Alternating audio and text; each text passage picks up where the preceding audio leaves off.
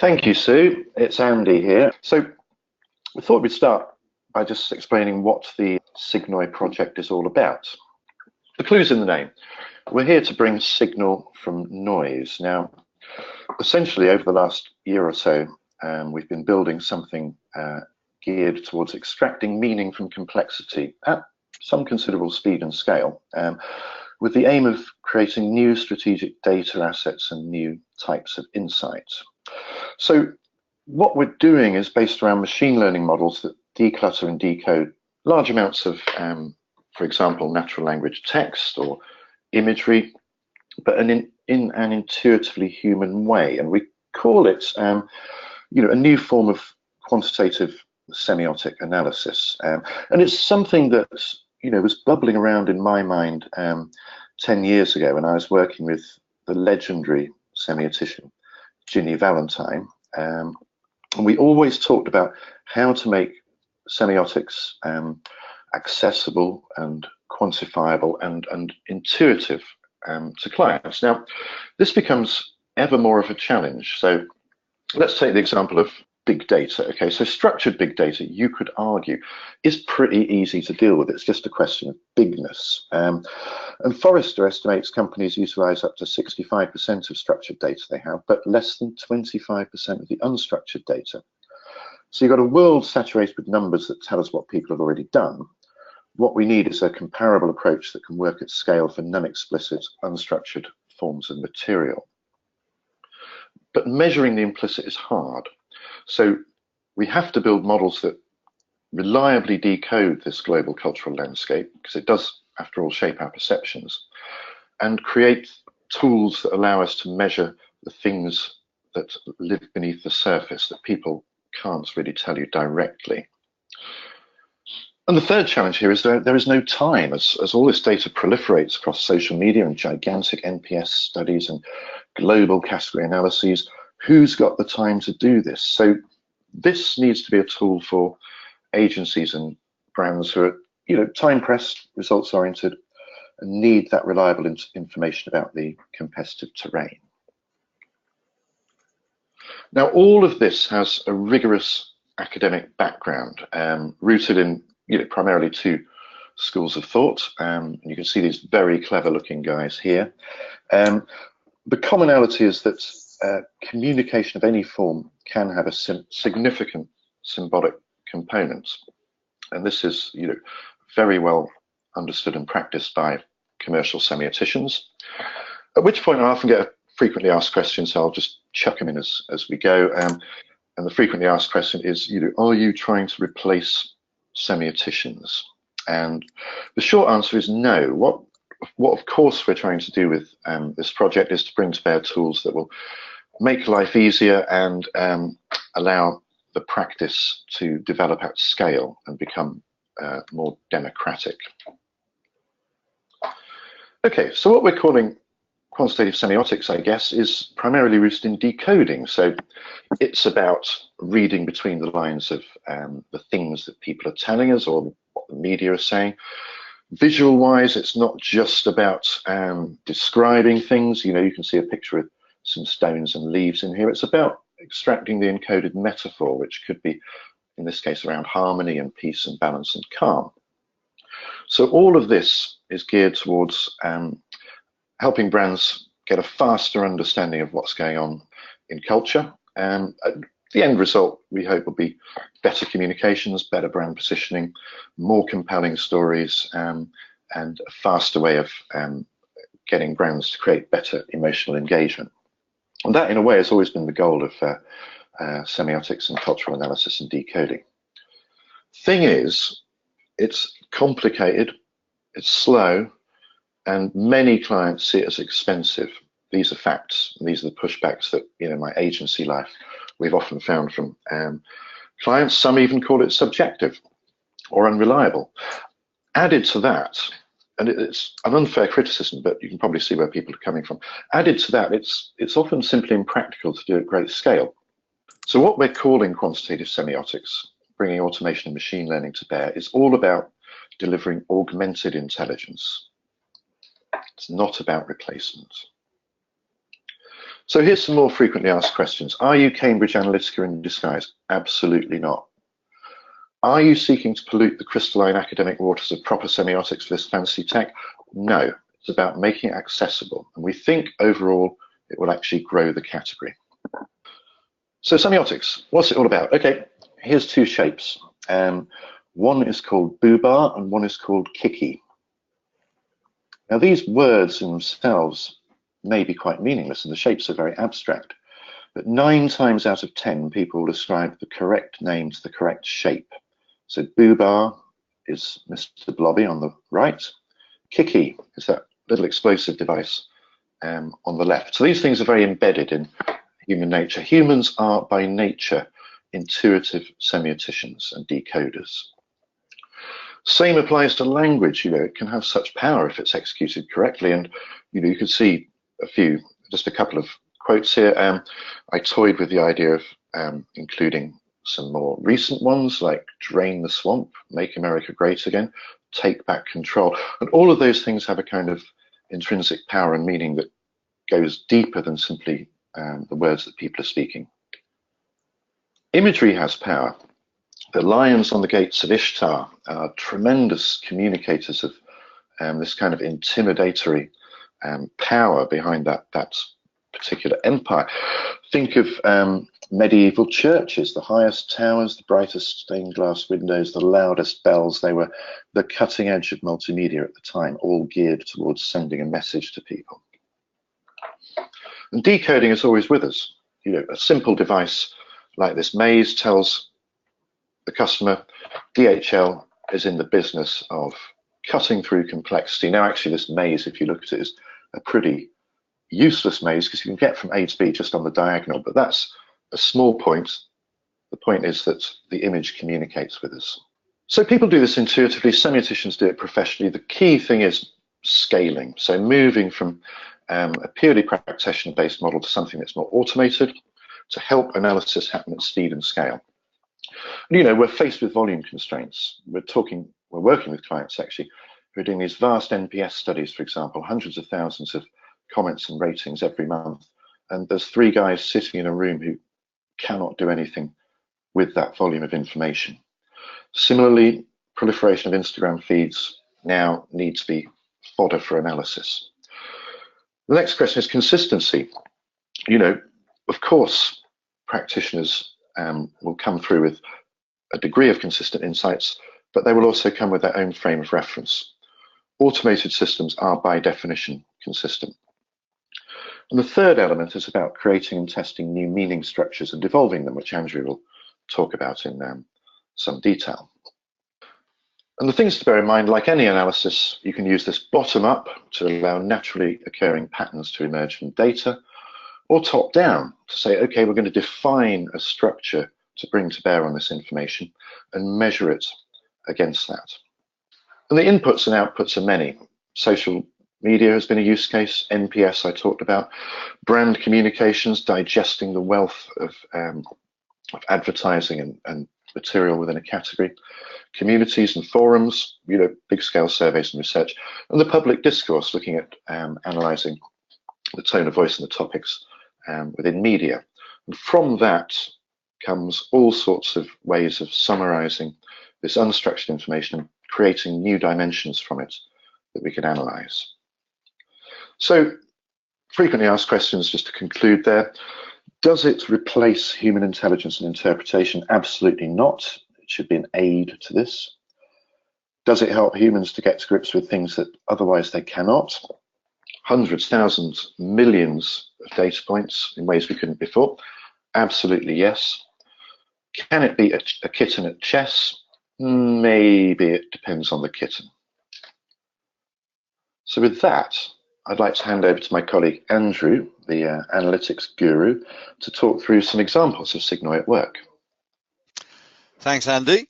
So I'm going to give an overview of some of the trial projects we've done and some of the analytic works. And I think the thing to remember is when you're looking at all this is to remember that the aim of the analysis that we do is to condense, is to reduce, because as Andy has mentioned, we have now so much data and so much information that this is the problem of the age in terms of market research. 20 years ago, the problem was actually acquiring the data. Data was hard to get hold of. It was expensive. Now we can obtain 100,000 comments from NPS, and these are detractors, which are ideally what you want to look at. The problem being is that then we've got to do something with them. So we're all about reducing and simplifying. One of the studies, and this is actually Andy's work that we use a lot, is a Brexit study about reasons for why people voted. Tell us in your own words. And this is a couple of thousand responses. It's not a huge study, but it's extremely interesting in terms of what we've been able to glean by the automated analyses that we have. So there were some simple questions. For instance, how did you vote? Obviously. Tell us in your own words what was on your mind. And then there were a whole load of attitude questions and some other scales that were developed. And so the first thing we wanted to find out is what narratives naturally developed. So we're looking here at a bottom-up approach, and this is this basic thematic analysis. You see the dashboard in front of you is a very simple analysis, a very basic analysis. It looks at parts of speech. It looks which are adjectives, verbs, and nouns. It looks at the emotional content of that language, and that's that little circle there on the right. And it will divide that up by questions. So we'll see later on that we can do this sort of analysis looking at people who voted leave, people who voted remain, and those who didn't vote at all. On the left here, we have what we call n-grams, which are basically phrases. And we try and condense them, if you like, so that, you know, if you have one person who says control immigration and the other person says immigration control, you really don't want those to be two separate entities. And this is shown up by the second one here, which you can see says good off. That means better off. And the system has sort of normalized these phrases, or n-grams as we call them, so that we can sort of have as little variation, and things that are pretty close to each other get lumped together. So this is an overview of the whole of the study. And the number in the middle of this circle here is the level of emotionality in general across all the responses. And my experience is that somewhere between up to about 25% is the level of emotionality that this analysis will pull out of general speech. So 34 is actually quite emotional. And as you can see here, it has different categories: trust, anticipation, joy. We'll look at some of those a bit later on. So this is a pretty typical profile. What we can also do is a more sophisticated form of analysis, which brings out themes or topics automatically from the same text. And what we've done here, if we said, okay, find us 7 themes. The interesting point about this analysis is that if you have a large amount of information, typically people, when they're testing this technique, will run it on Wikipedia, which is, you know, a huge thing. You can pull out a huge number of themes or topics. The problem becomes then that this isn't helping you. If you pull out 20 topics from a set of text, is this really help? So you often want to be looking at the lower scale up to about 14, we kind of feel is a good number.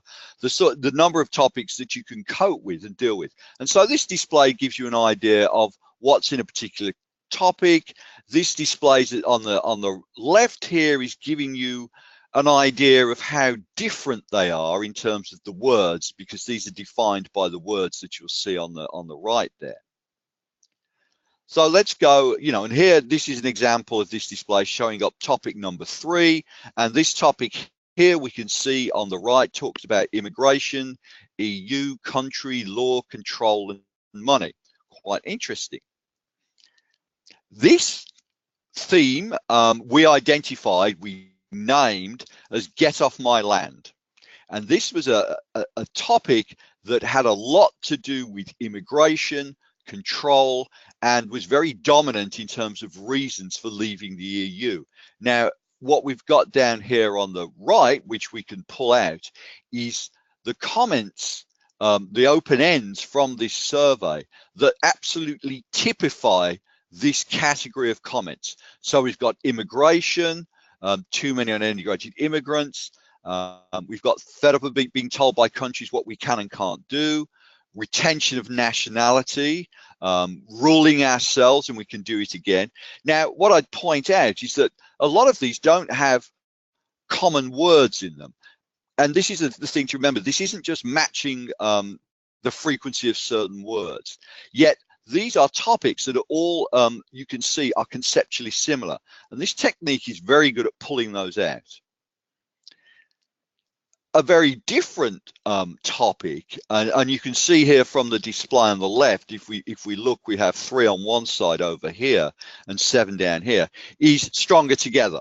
And as the name implies, this was something all about how it's better for us to be in the EU, best interest of future generations, don't see any gain in leaving, trade purposes, stronger and better off. And so this was a topic that came to typify the Remain sector of the population. And if we look here, we can see we've plotted here people who said they voted Remain, Leave, and the ones that didn't vote. And the Get Off My Land, which was topic number 3 that we looked at, if we look at the Leavers, well, it's a hugely dominant topic within the Leavers. Get Off My Land really typified those people. The Remainers, much more variation there, but belief and hope came through. This is sort of, we think this is a good idea. We believe that this is the future. We're hoping for the future. All those sorts of forward-looking projections.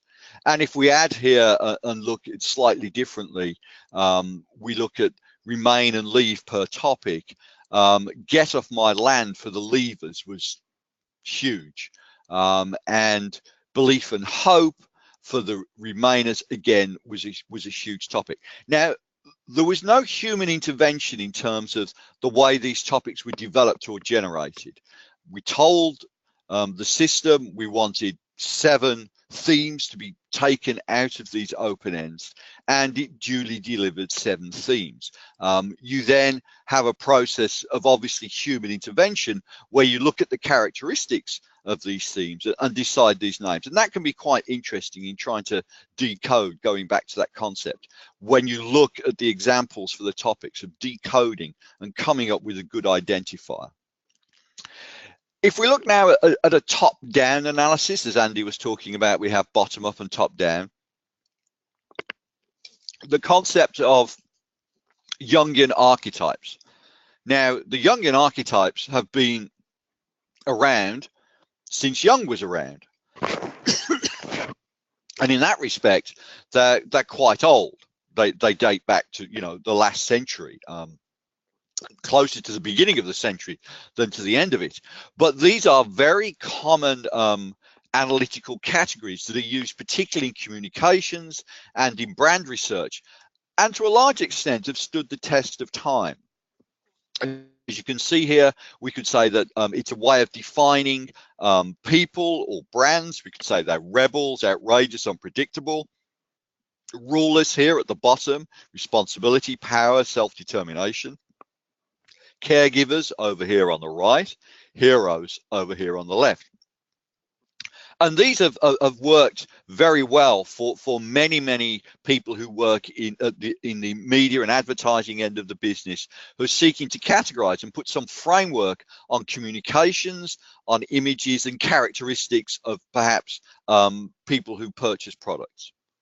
And what we can do, and we call it the archetype engine, is analyze text or images according to these archetypes. So we ran this on the Brexit information, and not unsurprisingly, if we look at the levers here, which is the green lines, they came out as very strongly ruler oriented, with a bit of rebel up there. So you could see there, this is about controlling your own destiny, which is what people were talking about much of the time, controlling immigration, controlling our laws, very much emphasizing that direction. The remainers were much more about caregiving. Bit of ruler there and a bit of everyman, which is, to me, is one of the more amorphous archetypes in this framework, if you like. More caregiver there, more about taking care of things, what's good for us, what's good for the country, what's good for the future. And the didn't vote people, well, innocent, hope. That was what came out. But the key thing here is that it was different. All of them showed very different archetype characteristics. And it shows that while this is quite an old set of concepts, it still has relevance even today. If we then look at the summary of the get off my land people across both sets of analyses, we have the ruler, we have this emotional structure down here, quite emotional. The structure here, the grey segment here on the left, is quite high. When you run these analyses, you tend to see a relatively typical framework, with anger and fear being much lower and up towards the left-hand side of the quadrant here, which is the way that graphic works. Fear here, from what I've seen, is quite high. So there's a lot of fearful language in there. If we look at the stronger together people, then you can see that fear and anger have dropped down in terms of their positioning, their rating. Again, even a slightly higher level of emotion in the terminology there, but it's a lot more about trust. It's a lot more about anticipating the fact that the future could be good. And of course, if you look over on the right, the archetype structure has changed as well. One other axis, if you like, which was in terms of some of the questions asked, was what's called culturally progressive. And you could look at this as more inward and outward looking. So culturally progressive were more outward looking in terms of the cultural insights they had, and atavistic was more inward looking. And as you might expect, the get off my land people were very much more atavistic than really any other group. There was the fear of the dark theme, and that comes out as atavistic. But that's a good validation of this construct that was used, because we would expect it to look that way. Okay, we'll move now to images, visual language, which obviously is tremendously important. And any image has a distinctive meaning structure. This was actually a crowdsourced analysis that we did. We presented these two images. We asked people for 3 words that describe the image. We call them triad studies. And apart from people giving 4 or 5 words, which wasn't what they were asked to do, we then got this data here. Because there's we limited the number of words, and we asked very specifically what the image was saying to them, we get very high levels of emotionality, but very different profiles. So the Zen-like stones are natural and calm and peaceful. The maze is complex, cold and confused, and the emotionality is strikingly different. There's a lot more angry kind of words in the descriptions for the maze, and a lot of fear type words, as opposed to the image of the stones. And so this is really, at the extremes, we can see that people will give you very clear messages about what an image means to them. And this is an example of a kind of dimension, and I will come on to this in a minute. This was a study we did of 500 health and beauty images, and we could see here there was a dimension between vitality and purity, and this was pulled out by one of the analyses that we did. This all came out automatically, and so on the one side we could see that the imagery is all about vitality and jumping around and being alive, and another set of images promote this concept of purity, lots of pictures of sort of beaches and the sky and nature. As I said, we used 500 images. I think Andy's actually put all 500 images up on there in thumbnail form. And we were able, again, to do the same type of archetype analysis that we'd used on the Brexit data. And interestingly, we come out with a bunch of images that score very highly in terms of the hero archetype. And you could see here some core examples of those kinds of images at the bottom. It's about, strength and dynamism. And, that's the emotional makeup of the analysis of those images. And then we had others which with the Joker archetype. Joker is quite a complicated archetype because it ranges from the trickster, almost deceitful concept to having fun. And so here we see people that are looking happy, they're having fun. And again, this was all pulled out automatically. And if this is a great description of how these things really do differentiate. As we go around the circle, we have on the left here people who came out, the images that came out as creator. At the top, we have the rebellious images. We then move to the Joker imagery. We then come down to caregiver, which is, as you can see, is a stark contrast to the others. Innocence and sage magician, more complex archetypes. Often these archetypes, you don't always find all of them in all categories of analysis. It's a bit hard to find Joker in certain ones, and also magician sage. Here's another illustration of pulling out a group or cluster of images automatically, and I should point out that none of this was done with any sort of people intervention. This is showing a very strong caregiver characteristic, and all those images at the bottom are characters of those clusters, and it's very clear that those are to do with care.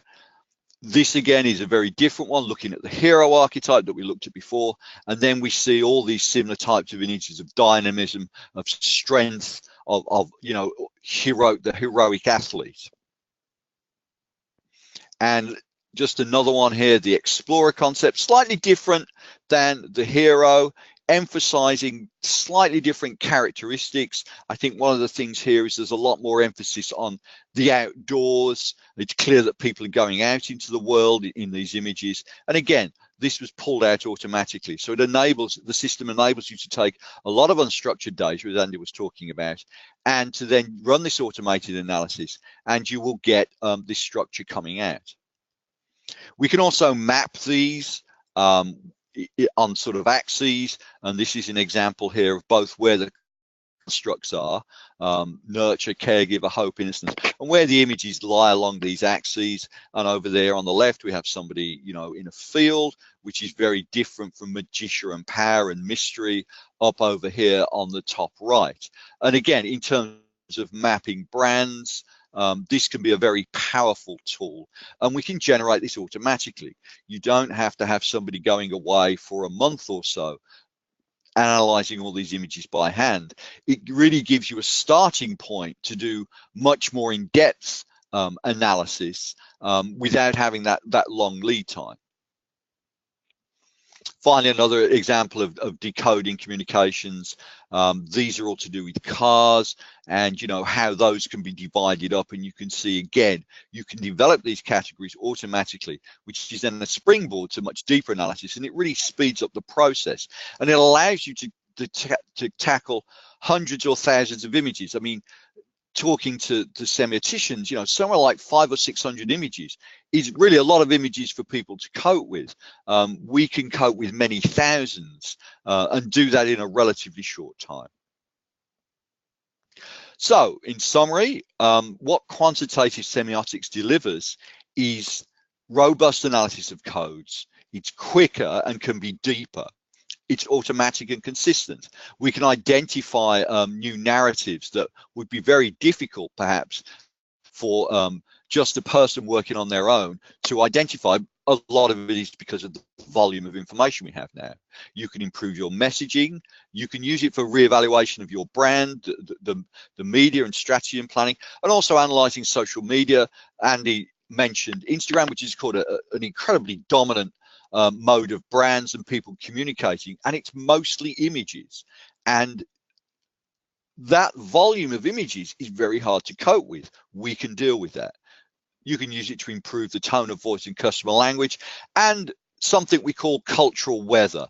That is the general themes within culture which feed back onto the individual and have a huge influence on how they behave. And so I think that's all from us. If you've got any questions, please use Twitter or use the question box over on your GoToWebinar control panel, and you can email us afterwards. Thank you very much, Andy and Andrew. So, as Andrew said, don't be shy. Now is your chance to ask the speakers anything that's been, in your mind while you've been watching the presentation. So the good news is we've got a few questions queued up already, but there should be time for lots of people to get their questions answered. So don't hold back if you've got something that you've been wanting to ask. I see one on Twitter from Beth Ann Turner, which is, how do you deal with topics that span, with comments that span more than one topic? And that's actually a really interesting question, because when we saw the analysis on Brexit, every comment gets a probability score of association with every topic. Okay. Now you can look at that in two ways. You can look at that as dimensions attached to comments. So a comment might score highly on two dimensions, almost embodying two topics. It might score highly on just one. Now, we can then use that in two different ways, and we chose to simply say, okay, the dominant topic defines the comment, okay, and that creates a kind of semantic segmentation in a way. Now, you can look at it the other way and say, okay, there are different dimensions here, and a topic could play across several, and that creates a different form of analysis, which offers all sorts of opportunities. So thanks for that question. I hope that answers it. Okay, I've got a few questions coming into the question box now. So a couple of them I'll merge together. Somebody says, how are the images assigned to each archetype? Is it based on verbal descriptions? Okay. It's based on an automated analysis and not necessarily verbal descriptions. I'd also add that we don't assign an image to an archetype, we create a footprint for an image. So an image is not necessarily going to fit in a single archetype. It might embody several different structures. It might be so bland that it doesn't fit into an archetype at all. So you will find a distribution of data from strong associations to very weak associations. But we always, in running projects, we'll look at the exemplary data points to kind of show what codes are going on in a category.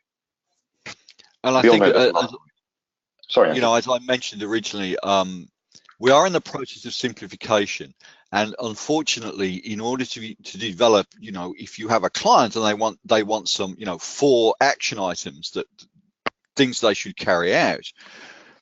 At some point, you have to take a view of simplification, because yes, you get a lot of complex data, and that's really the problem. And we have to sort of use certain rules to simplify those. That doesn't mean we lose the information, but in the end, you've got to be able to say, well, it looks like it's mainly this. This is what you should do.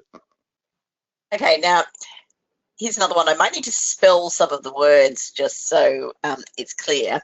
And say, thanks for this. 2 questions. Concerning text analysis, and then if you imagine quotes, immigration control sucks, S-U-C-K-S, close quotes, and control immigration success. Are these similar for the machine? Not necessarily. And this is always something that's, as probably the author of the question understands,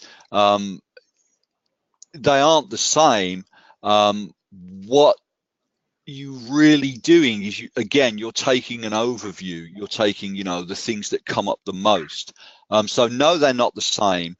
And we try to capture variance. We do various sorts of processing to see, what the normalized phrase looks like.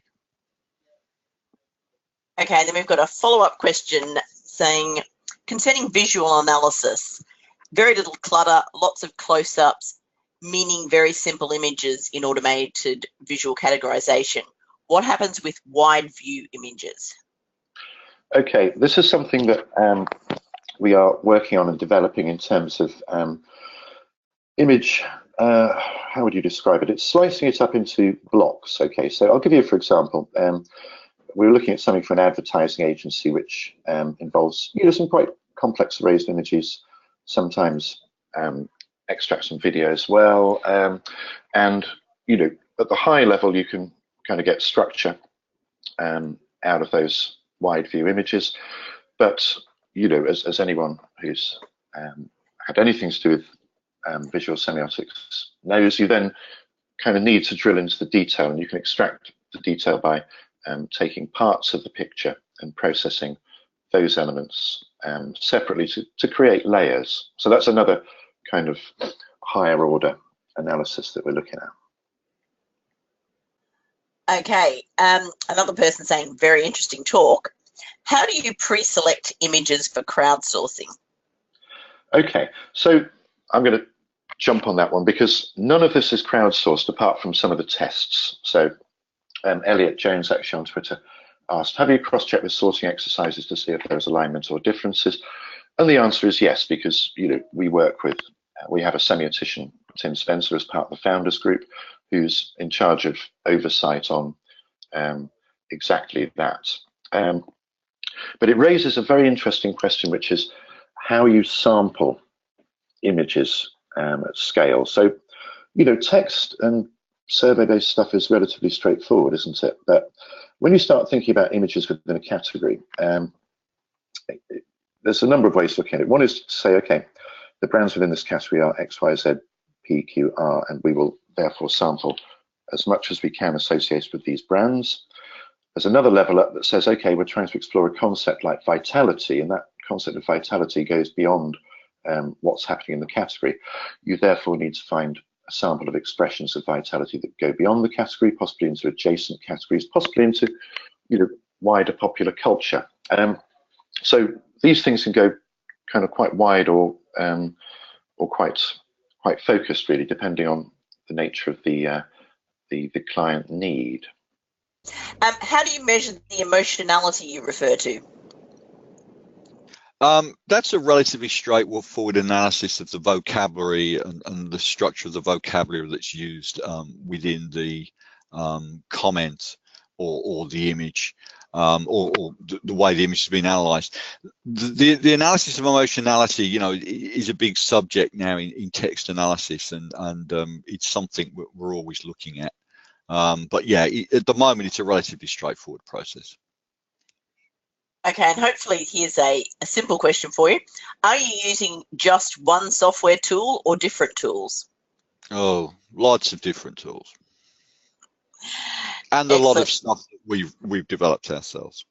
Yeah, the functional engine at the heart of this is, you know, very much our development, and it's been gestating in a box for the best part of a year or so. But obviously, you know, there's lots of things out there that you can draw, and you don't want to reinvent Google after all, right? So there's, you know, there's plenty of tools that feed into this and kind of feed the algorithms that sit at the heart of what we're doing.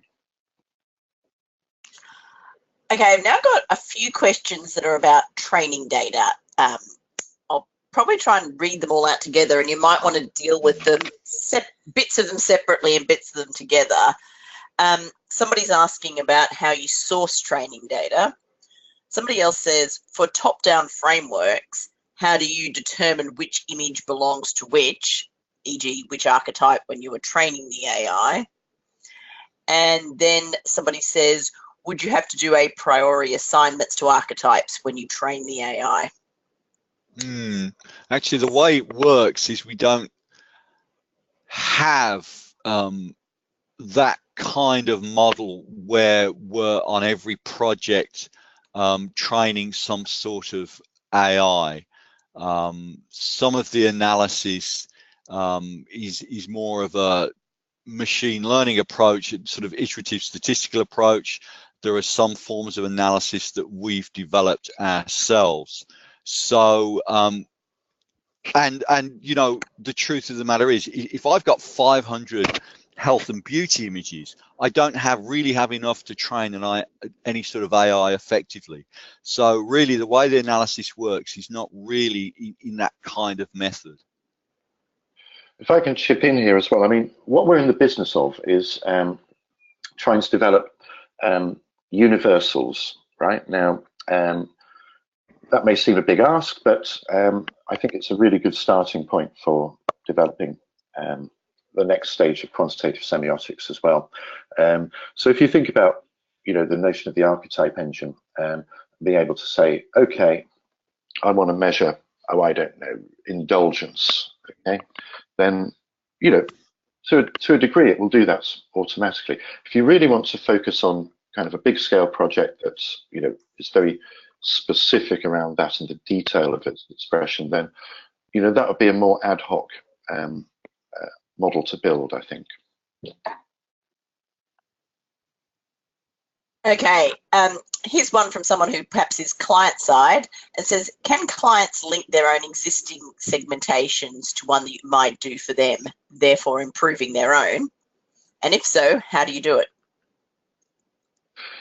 Funny you should say that, actually. So we are currently running a test project for an agency on the other side of the world, which involves, it is precisely a segmentation, and there are 3 elements to it. One is an existing segmentation that a client has developed. The second is a new set of segmentation questions to develop and refine that, which the agency and the clients have put together. And the third element is our very simple methodology of kind of extracting open-ended information in response to, straightforward things that people can talk about and engage with, like, what are the hopes and fears and challenges in your life, okay? Now, what we're going to do is align all those and see how closely they align. So if you take the idea of semantic segmentation, in theory, it should be much more engaging. You can run a very short questionnaire instead of something that lasts 35 minutes. And you can, digest that into groups, as Andrew explained. Similarly, if you have, a method of segmenting people already, then you can look at the way that this higher order analysis aligns with that. So yeah, absolutely, it all falls into place. Okay, here's another one. How does the machine take into account Asian cultures and contexts, both in terms of language and images? As yet it doesn't, but that's a really good question. And in particular, and this was a discussion we had just the other day, was that the traditional Jungian archetypes really haven't evolved. And it's quite, and we feel that we need to develop new archetypes. And in fact, you can define your own archetypes. So that would be something where I think there's a great need to develop an archetype structure for Asian cultures. Technically, there's no reason why we shouldn't be able to do it on Asian language sets. I'm actually not in a real hurry at the moment to start tackling that, but it could be done. Okay, now we go to a question about the analysis of images. How do you deal with the complexity of visual elements? For example, the maze would probably have scored very differently, being made of bushes and with colourful lights. So how do you separate the semantic meaning of the maze, cultural concept, from the semantic meanings carried by that specific representation of the maze, e.g. colours, lights, tone of voice, style, etc.? A very good question, and that is something that we should well try out. No doubt it would put it into a different place in terms of the scoring, because the content is different. It's not a simple matter of here is a maze and here is another maze. They are executed quite differently. So, even as someone observed at the simple level of, these kind of close-up shots of people exhibiting vitality, that's expressed differently, isn't it, through the images of kind of quite intense exercise that ended up epitomizing the kind of hero archetype versus this more kind of joyful, expressive outdoor stuff, which thematically you could argue has similarities, but is, expressing itself quite differently. So I suspect they would end up in different places. But, look, we're in the process of experimenting and building here, and I think that's a very valid point and something which we should feed into the R&D. Excellent. Well, I'm now at the point where I have one question left. However, if you've been sitting there and you haven't yet asked your question, while we're handling this potentially last question, you do have a chance to type your question either into Twitter using #NewMR or into the question box in GoToWebinar. But Andy, here's a question for you. Starts with, hi Andy, great presentation. Who do you think would benefit from using Signoi in the corporate and public world? Really interested in what impact this can make to make sense of complexity today.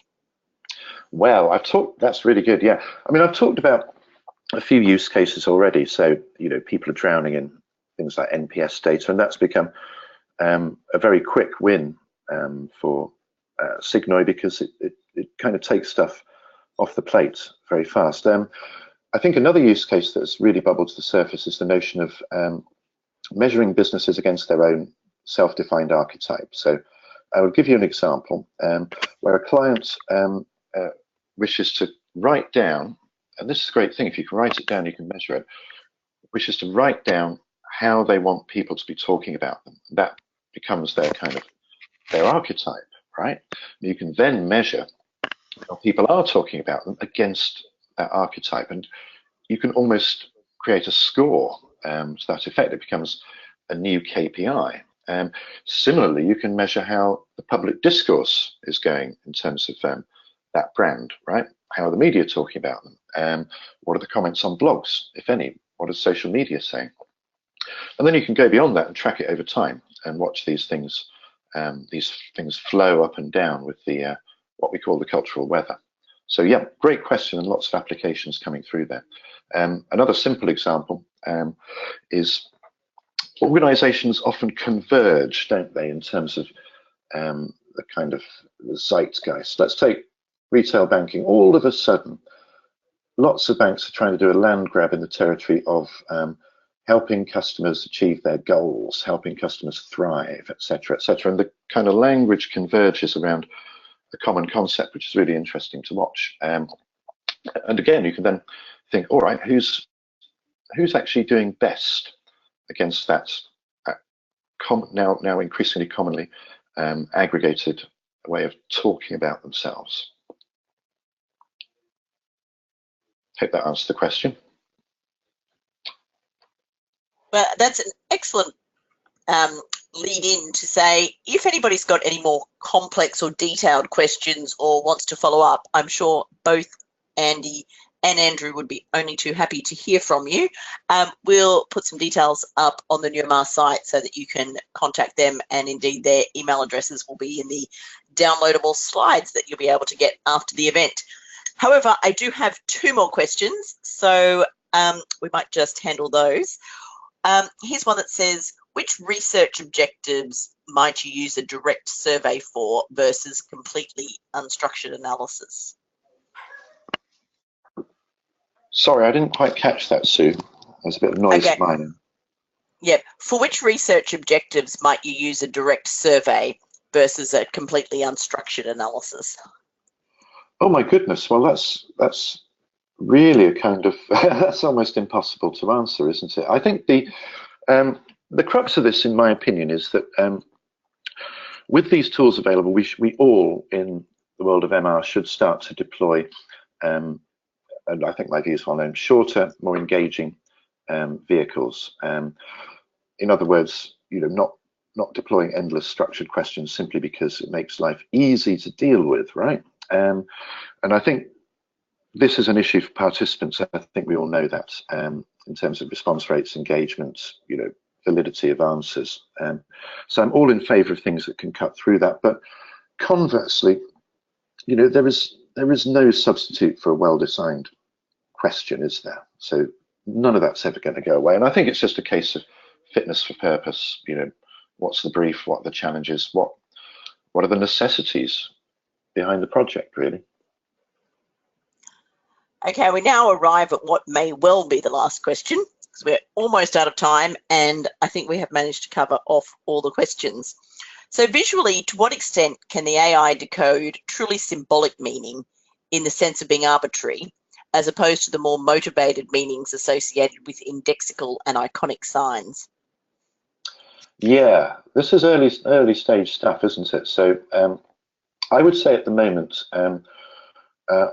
what we've built so far is very good at extracting broad-scale thematic analysis and the kind of dominant structures behind imagery. Now, I think there's work to be done as this evolves in taking it further towards the detail of what a professional semiotician needs to achieve, for example, in terms of as you say, the truly symbolic content, and that will evolve. Quite frankly, I think my view is this: that I'm working with Tim, our in-house semiotician, people like Malcolm Evans as well, who's been a great advisor. Is you kind of start with a gem and then start moving as that succeeds towards the more specific and detailed content in consultation with semioticians, basically. So we don't claim to, as I say, be able to do all the things that a human being can do. Well, look, as human beings, we can do all the things that human beings can do. Don't get me wrong. I'm talking about the platform itself. But the more we work on these projects and evolve it, the more it can learn, if you like. It can learn what the best outcomes are, and how better to help the practitioners. I think what I'd add is that the AI will always take a guess, but of course, as we said, we're not looking to replace semioticians. This is a tool for them to use, and very complex cultural iconography is always going to be a boundary, a limit. On the other hand, you've got to look at the fact that if we look at the health and beauty categories, there isn't a lot of deeper meaningful iconography in there in terms of the semiotic imagery. But it's a good question, and it is a limitation. But I think it's a natural limitation of automation and machine learning, full stop. It's rather along the lines of the question, will it beat a kitten at chess, right? Now, we could probably train the damn thing to beat a kitten at chess, but it wouldn't be a very good game, would it? Thank you, Andrew. Thank you, Andy. I wonder what the semiotics are of the choice of Christian name derivations there. So just while questions are coming in, I'm reminded of David Lodger's comment that every decoding is a new encoding. And so you showed us there the picture, you worked with the data, but then you named it Get Off My Land, and you named it Stronger Together. How do we mesh the analytical element of the groups you produced with the new encoding that turns it into a business actionable outcome? You can answer that, Andy.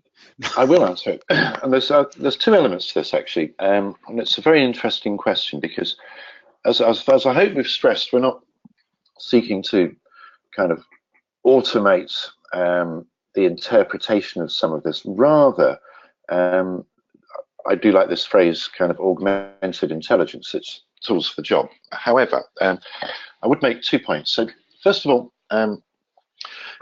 although it can cut through a lot of chaff to show you the wheat, what you still need to do is identify the best exemplars of what, for example, is in a topic, and those things may not be consistent.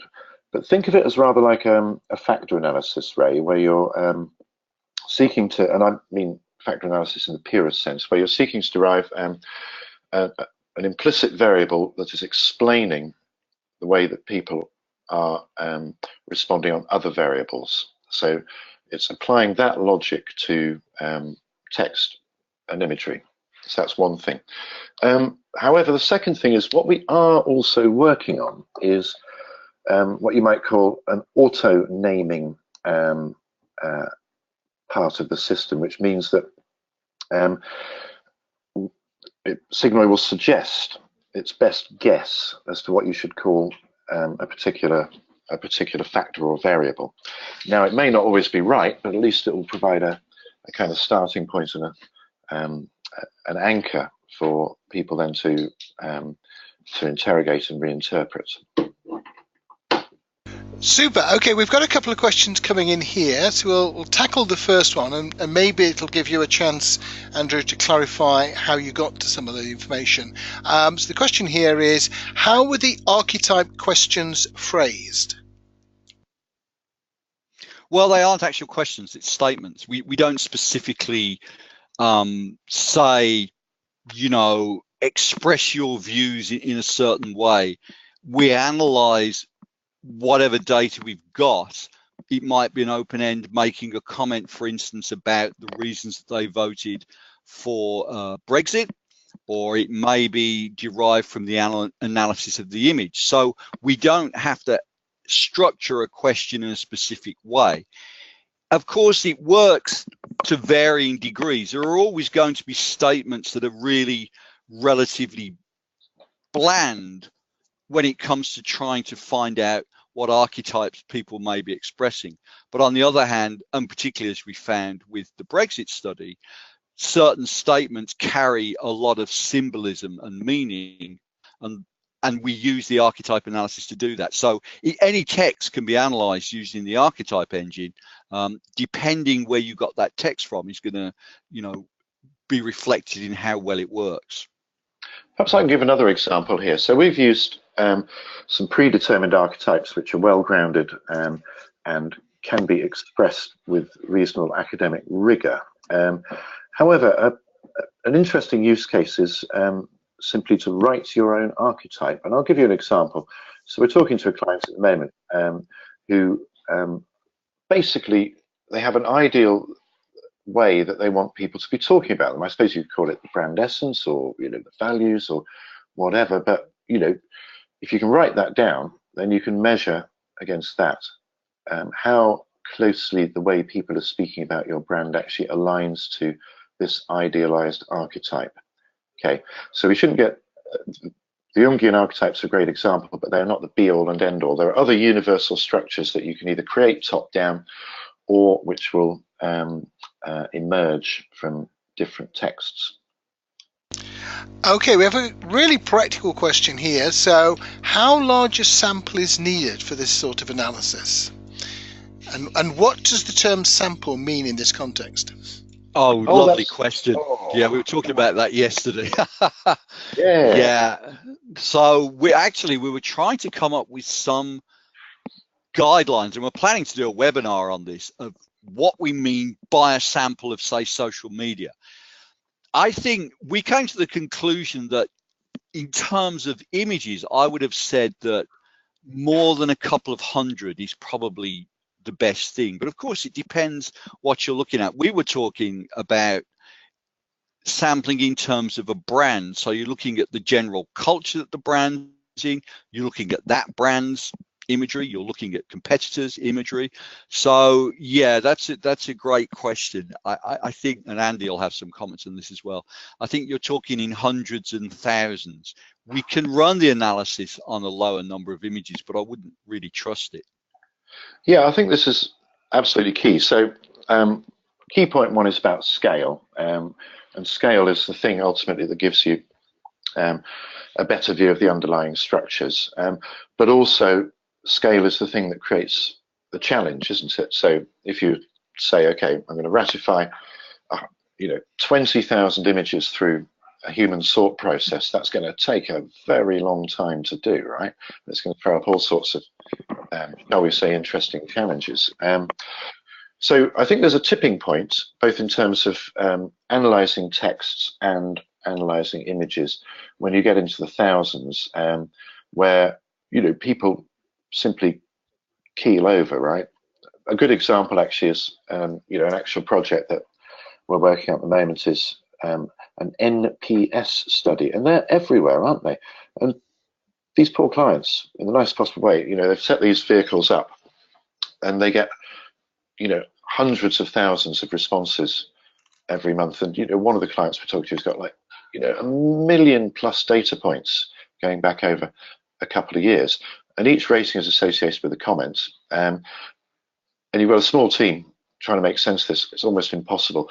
And this is where a tool like Signoi really comes into its own, being able to deconstruct things at vast scale. So that's one end of the spectrum. And I think Once you've built a model, though, once you've constructed category-specific dimensions, you can then even test individual pieces of communication or adverts against that model. So you can see where they fit within the frame of the dimensions, or whether they're creating new territory.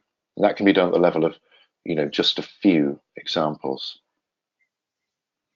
So the next question here is, does the client have to provide the raw data, or if they give you a brand name, can you collect text or images from social media referring to that brand and then analyze it?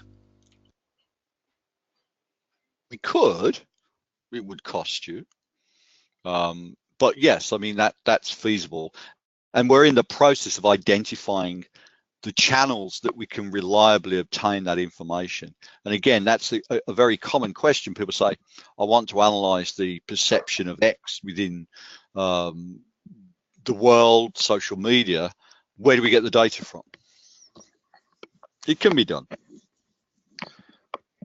So is the majority of what you're doing at the moment a situation where there has been a data collection exercise? So it could have been a survey, or it could have been letters to the client, it could have been enterprise feedback systems, and they've got a mixture of text and words and structured data. Yeah, that's it. I mean, there's other stuff that's going on that we call the cultural weather, right? Which is, I'll give you an analogy. I can't talk about the commercial stuff, but I'll give you an analogy in terms of Brexit, for example. The cultural weather is essentially the public discourse, and that could come from, mainstream media. It can come through social media. It can come through user-generated content, etc., right? So, that whole kind of concept of the cultural discourse that surrounds people is really, really crucially important, and that can be accessed. There's loads of sites that provide streams of blog content, forum content, media content.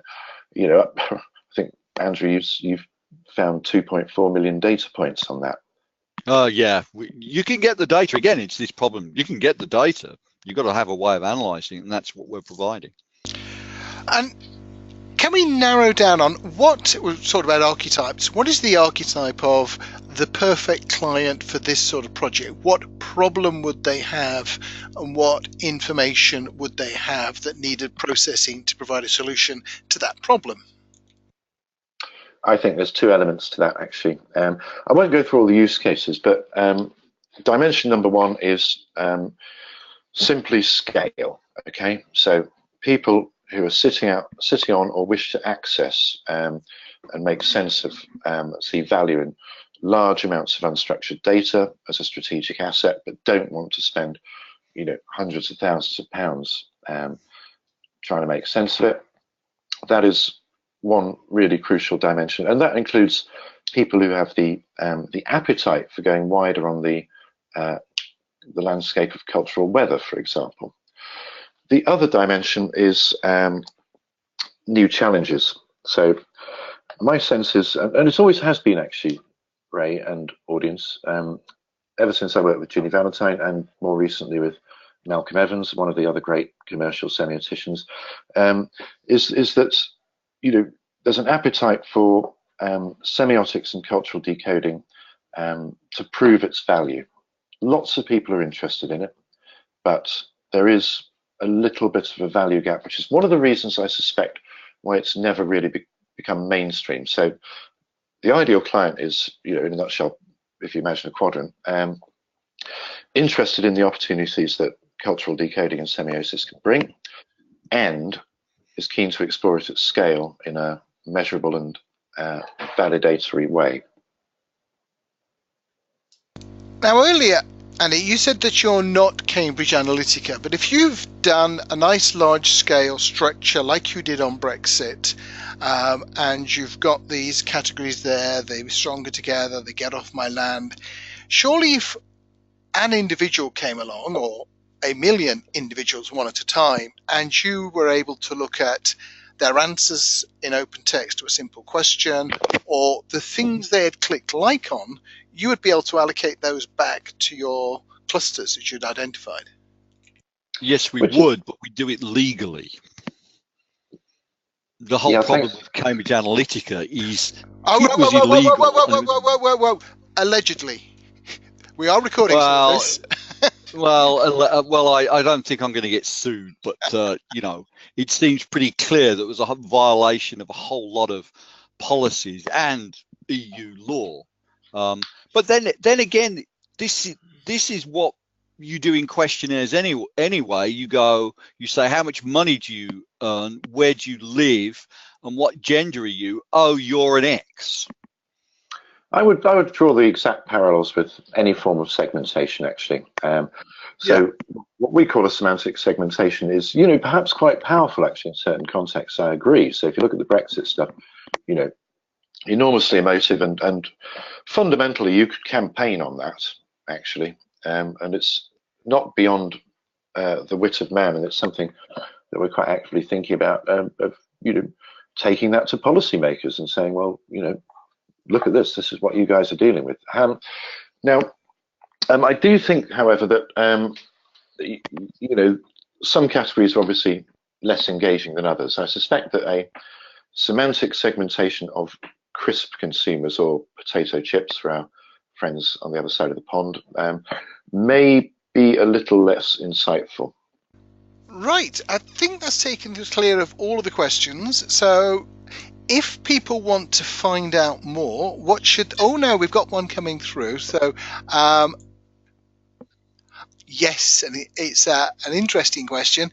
So how dependent is the archetype engine on the English language? Fairly at the moment. Although, not wholly, and this is because simply that some work needs to be done. There is no theoretical reason why it wouldn't work in any language. Some of it already does. Yeah, and there are other languages that it can work on. There's a certain amount of, if you like, let's call it benchmarking work that has to be done, and this will get done over time. If you take Spanish, that's quite a go-to language, and you know, a lot of the groundwork has been done in that. We actually did a project in Spanish, didn't we? Well, yeah, that was an interesting way of doing it. But yes. So, but I think the core thing there is it's not tied to the English language in any way. It just happens that it was all developed in English first. Yeah, and Chinese would be a struggle. Let's put it that way. From what I've read, though, you know, theoretically possible, but yeah, I mean, that would take some time and effort. And I guess it's two issues. One is interpreting the language, the script, the verbs and the nouns, etc. And the second is, are you missing concepts when we jump from early 20th century, yes, Vienna, through to other parts of the world? It's not just the language. Yes, that was a great question in the last session. Somebody saying, pointing out that you have to recalibrate the archetypes. And yeah, absolutely. And that's sort of a project that we're looking at, because while the Jungian archetypes are widely used, they're old and they're very much tied to Europe 50 or 60 years ago or more. So there is a whole potential research area in updating the archetypes to deal with different cultures and the current modern world. And I reiterate, if it can be written down, then it can be measured. So, you know, if somebody has an archetype that they wish to work with, which is around a particular concept or needs to be expressed differently, again, all those things can be measured. But the cross-cultural stuff is really fascinating, and I think, you know, you spot on with the question. That is, you know, the future roadmap for this kind of approach. For sure. So thank you so much, Andy and Andrew, and everybody who's been listening and been asking questions. And we look forward to seeing you at the next webinar. Thank you very much for having us.